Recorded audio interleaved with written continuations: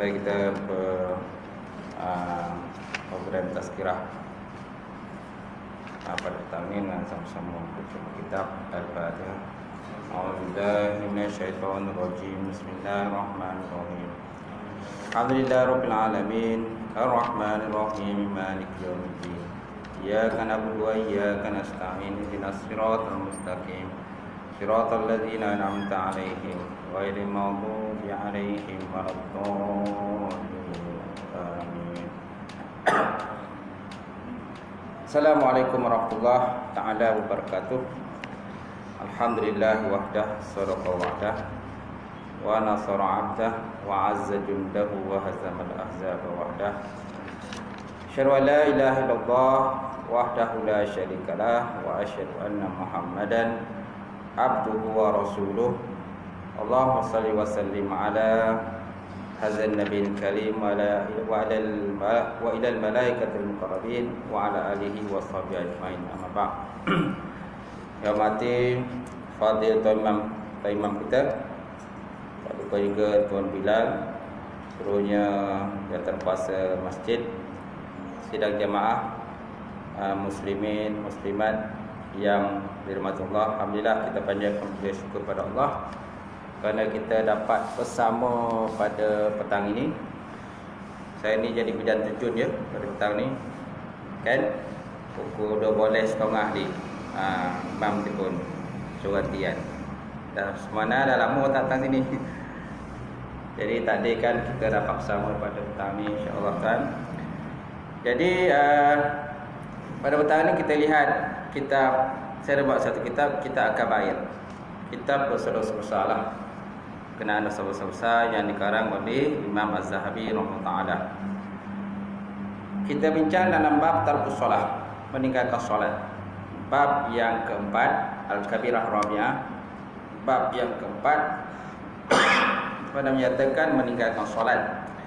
Allah Subhanahu wa taala menyebut dalam Quran, wa khalafa min ba'dihim khalfun adaa'us shalah wa tabu syahwat fasawfa yulqauna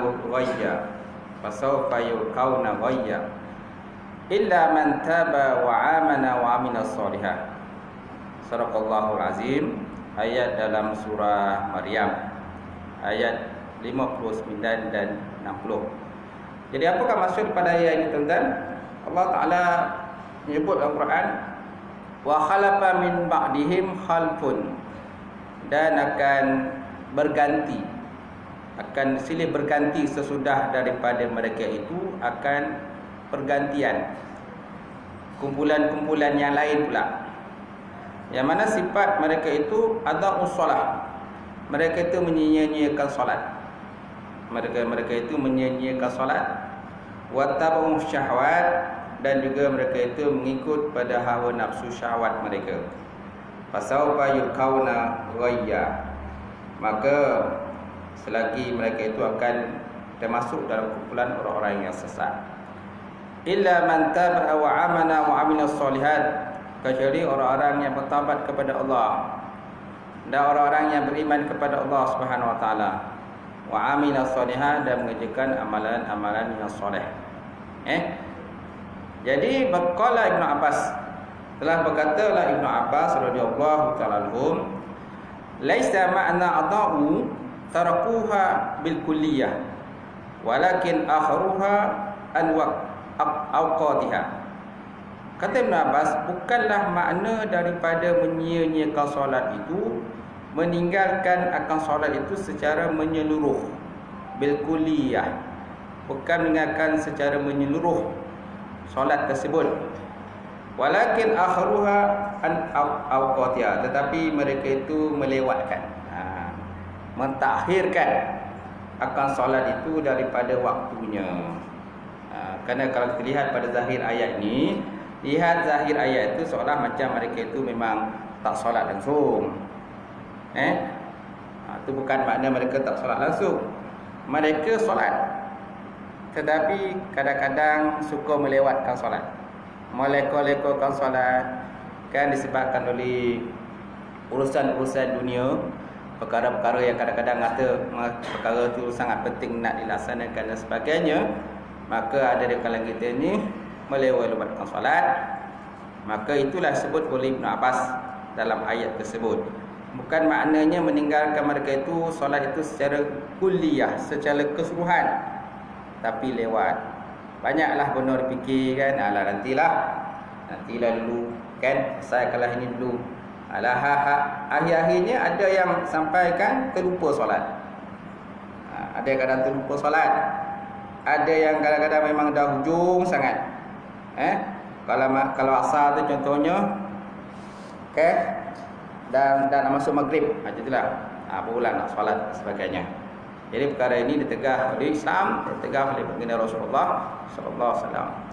Wa qala Sa'id ibn Musayyib, Imam Tabi'in rahimahullah taala, huwa alla yusalli zuhra hatta ya'ti al-'asra wa la yusalli 'asra ila al-maghrib wa la yusalli al-maghrib ila isya' wa la yusalli isya' ila al-fajr wa la yusalli fajri ila tulus syamsi wa man mata wa huwa musirun ala hazil hala lam yatut wa'adallahu wadin wa huwa wadin fi jahannam ba'idul qahrihi habis ta'mihi.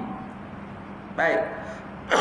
Tapi berkata pula Sa'id bin Musayyib berkenaan ayat tadi. Telah berkata Sa'id bin Musayyib, salah seorang daripada Imam Tabi'in rahimahullah taala. Jadi maksud dengan adu solat itu ialah wa huwa alla yusalli zuhra hatta ya'ti al-'asra, bahawa dia tidak melakukan solat zuhur sehingga datanglah waktu asar. Dia tidak solat zuhur melainkan sehingga masuk waktu asar. Kemudian wal yusalli al-'asra ila al-maghrib, dan dia tidak sembahyang asar sehinggalah masuk maghrib. Dah masuk maghrib baru nak sembahyang asar. Maknanya mengeluarkan daripada waktunya lah tu. Wala yusalli maghrib ila isya', dan tidak dia sembahyang maghrib sehinggalah dia masuk isya'. Wala yusalli isya' ila al-fajri, dan tidak dia sembahyang isya' sehinggalah kepada masuk fajar. Wala yusalli fajra ila tulus syamsi, dan dia tidak sembahyang fajar sehinggalah kepada terbit matahari. Dah terbit matahari baru nak solat. Macam tu. Jadi kata Sa'id al-Musayyib lagi, wa man mata wa huwa musirun ala hazillah, barang siapa yang mati sedangkan dia berkekalan di atas keadaan ini. Siapa yang mati dan dikekal dalam keadaan ini, walam yatub wadallahul bariyun, dan dia pula tidak taubat kepada Allah, nasya Allah Ta'ala menyediakan kepadanya bariyun.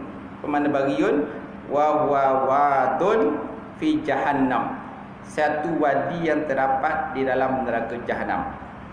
Satu lembah yang terdapat dalam neraka jahanam, yang mana jauh kedudukannya dan di dasar itu khabis ta'muhu, dan busuk dia punya bau dia. Jadi bau dalam busuk lah kan, dengan orang terbakar kan, dengan pelbagai bau-bau kan, orang berzina macam-macam lagi lah. Balasan-balasan orang yang melakukan maksiat Allah Ta'ala, semuanya berada dalam keadaan tadi, dalam wadin fi jahannam, satu wadi atau lembah yang terdapat dalam neraka jahanam. Ini kata siapa tuan-tuan? Sa'id bin Musayyib. Seterusnya Allah Ta'ala juga sebut dalam Quran, wa qala ta'ala fi ayatil ukhra, Allah Ta'ala berfirman dalam satu ayat yang lain, fawailul lil musallin allazina hum fi salatihim sahun ay ghafiluna anha mutahawinuna biha. Allah Ta'ala berfirman dalam Quran, maka neraka wilah kepada orang yang sembahyang. Neraka wil bagi orang sembahyang, yang mana mereka itu dalam sembahyang mereka itu sahun lalai. Apakah maksud daripada ayat ini? Maksud daripada ayat ini, al-ghafiluna anha al-mutahawinuna biha, orang yang lalai daripadanya dan orang kata mempermudah-mudahkan. Mutahawin ni mana mudah-mudahkan lah, mudah-mudahkan, leka-lekakan kan. Banyak benda lain nak buat dia kata. Alah nanti kita buatlah, insya-Allah kita buatlah. Akhirnya waktu pun dah lewat-lewat dan sebagainya. Semaknanya lebih mementingkan kepada kepentingan dunia kan. Habuan dia nak cari. Kalau berniaga tu dia sibuk berniaga, kalau bekerja tu dia sibuk bekerja, selesaikan pekerjaan. Kalau meeting tu sibuk nak uruskan meeting tu. Solat dia macam mana? Kemudianlah dah habis meetingkan barulah solat, kan? Itu banyaklah di kalangan kita yang bersikap begitu.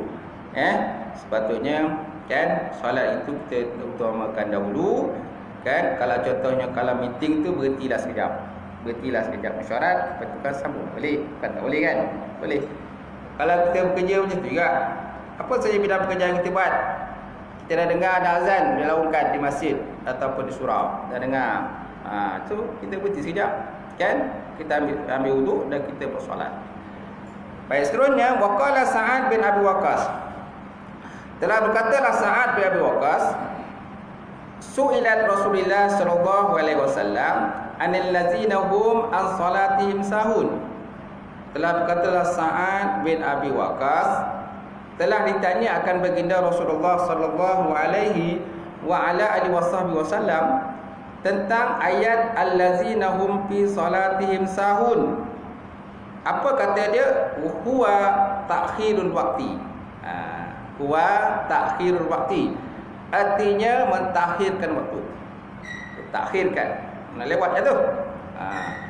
Ai ta'khirus solat an waqtiha samahu musallin lakinnahum lima tahawanu biha wa akharu biha an waqtiha wa addahum biwailin wa huwa syiddatul azab. Arti mentakhirkan solat daripada waktunya. Dinamakan mereka itu dengan musallin, kan? Dinamakan mereka itu musallin, kan? Allazina hum an salatihim sahun, lakinnahum, tetapi lamma tahawanu biha, tatkala mereka mempermudah-mudahkan dengan dia dan mentakhirkan dia daripada waktunya, wa'adahum biwailin, maka disediakan baginya itu wail, disediakan dengannya itulah neraka wail, wa huwa syiddatul azab, iaitulah suasana yang bersangatan azab. Suasana yang bersangatan azab itu maksud dengan wail. Kata pengaranglah disebut dalam kitab ini. Wakilah dikata dalam satu pendapat, wa huwa wadun fi jahannam law suyirat bihi jibali dunya lazabat min syiratil hurrihi. Dan dikatakan oleh satu pendapat, dia kata wil itulah satu wadi ataupun satu lembah dalam neraka, lau suyirat bihi jibal, kalau seandainya dimasukkan ke dalamnya itu gunung, lazabat min syiddati hurrah, nasaya gunung itu mencair.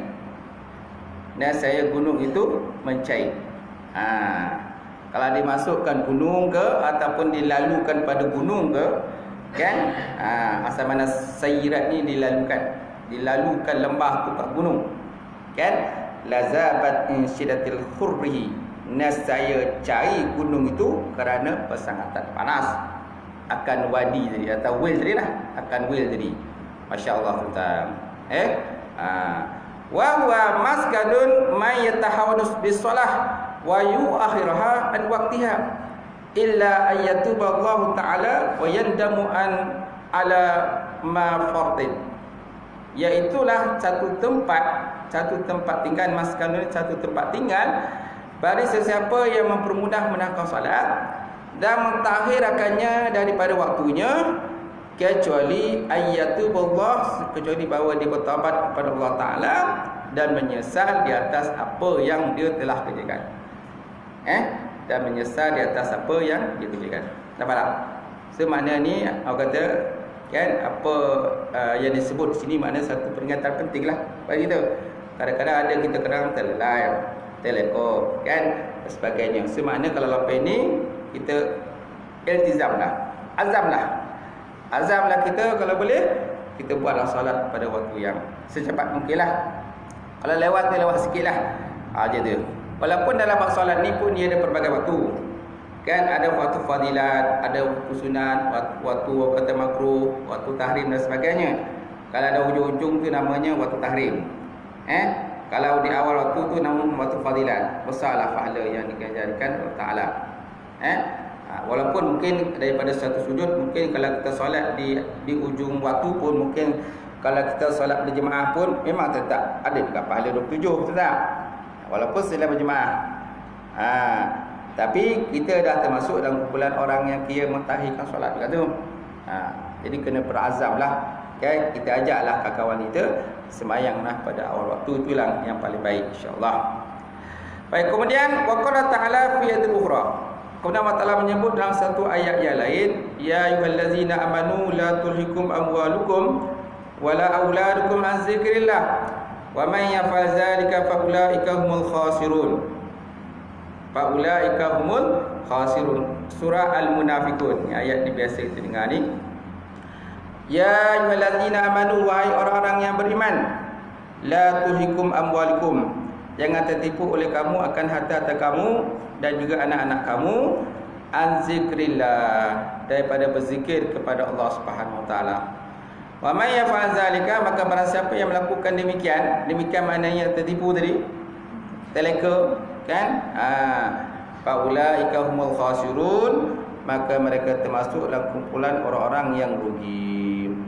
Qala al-mufassirun, telah berkatalah oleh ulama mufassirun, ulama tafsir, al-muradu bi zikrillah fi hadhil ayah as-salawatul khamsi. Maksud dengan bi zikrillah, la tulhikum amwalukum wala auladukum an zikrillah, jangan terleka terlalai diri kamu disebabkan harta dan anak tadi daripada berzikir kepada Allah. Jadi maksud dengan zikrullah itu as-salawatul khamsi, sembahyang yang 5. Man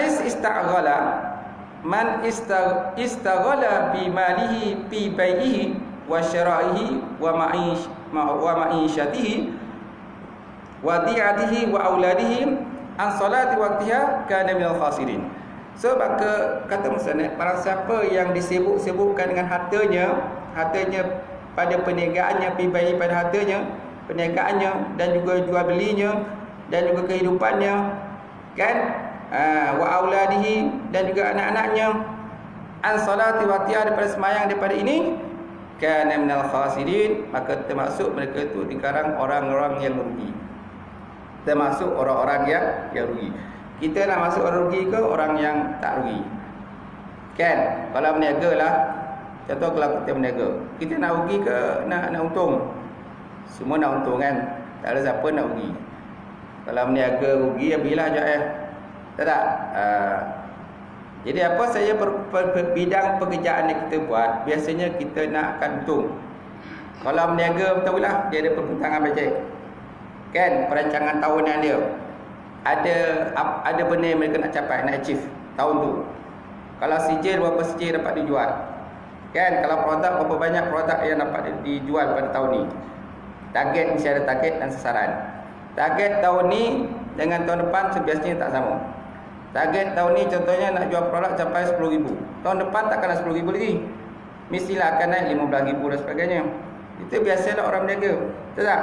Orang berniaga ni nakkan achieve, capai.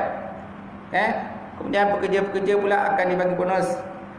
Mana-mana pekerja yang bagus dalam dia punya kan pemasaran dia, kan banyak sijil yang dia dapat jual, kemudian banyak produk yang jual dan sebagainya, mereka disediakan bonus. Melancong sana, melancong sini dan sebagainya. Itu biasalah orang berniaga, betul tak? Jadi kalau dalam bab dunia pun kita nak macam tu, akhirat apa lagi? Tentu kita nak akan lebih besar di hadapan Allah Subhanahu Wa Taala.